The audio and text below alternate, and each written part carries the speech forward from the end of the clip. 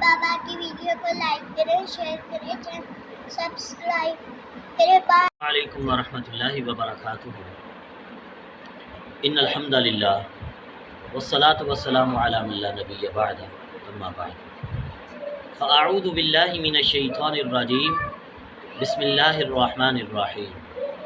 لقد کان لکم فی رسول اللہ اسوۃ حسنہ۔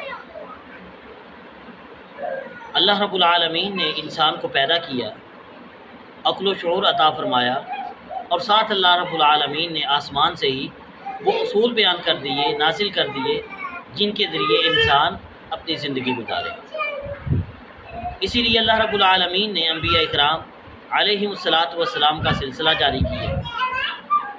انبیاء اکرام علیہ الصلاۃ والسلام آتے رہے، اقوام کو دعوت دیتے رہے، اور جن لوگوں نے انبیاء کی بات کو مانا وہ کامیاب ہو گئے، جنہوں نے بات سے انکار کر دیا وہ کافر ہو گئے، اللہ رب العالمین کے عذاب کا شکار ہو گئے۔ مختصر بات یہ کہ ہماری طرف اللہ رب العالمین نے جس نبی کو مبعوث کیا ان کا نام نامی اسم گرامی جناب محمد صلی اللہ علیہ وسلم ہے۔ اللہ رب العالمین نے آپ علیہ الصلاۃ والسلام کو عالمگیر نبوت دے کر مبعوث فرمایا۔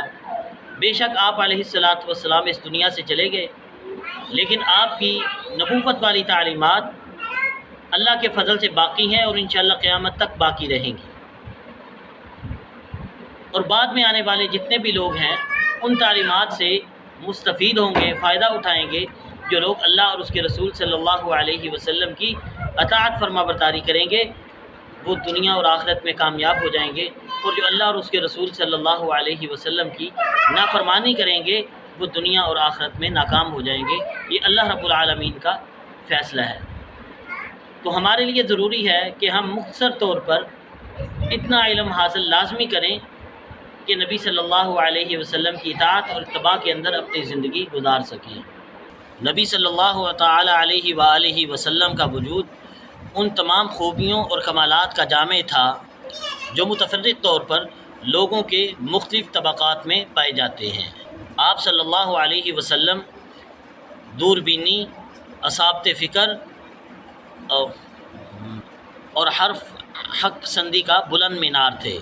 حسن فراست اور پختگی فکر اور وسیلہ مقصد کی درستگی کا حد وافر عطا ہوا تھا۔ اپنی طویل خاموشی سے مسلسل غور و خوض، دائمی تفکیر اور حق کی کرید میں مدد لیتے تھے۔ اپنی شاداب عقل اور روشن فطرت سے زندگی کے صحیفے لوگوں کے معاملات اور جماعتوں کے احوال کا مطالعہ کیا۔ اپنے شیریں کردار، فاضلانہ اخلاق اور کریمانہ عادات کے لحاظ سے ممتاز تھے۔ چنانچہ آپ صلی اللہ علیہ وسلم سب سے زیادہ بامروت، سب سے خوش اخلاق، سب سے معزز ہمسایہ اور سب سے بڑھ کر دور اندیش، اور سب سے زیادہ راست گو، سب سے نرم پہلو، سب سے زیادہ پاک نفس، خیر میں سب سے زیادہ کریم، سب سے نیک عمل، سب سے بڑھ کر پابند عہد اور سب سے بڑے امانت دار تھے۔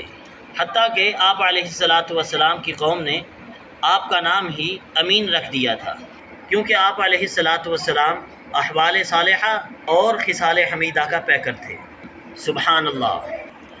اللہ رب العالمین ہمیں بھی اخلاقیات میں نبی کریم صلی اللہ علیہ وسلم کا فرما بردار بنائے۔ ہم انشاءاللہ نبی صلی اللہ علیہ وسلم کی مختصر سیرت پڑھنے کی کوشش کریں گے۔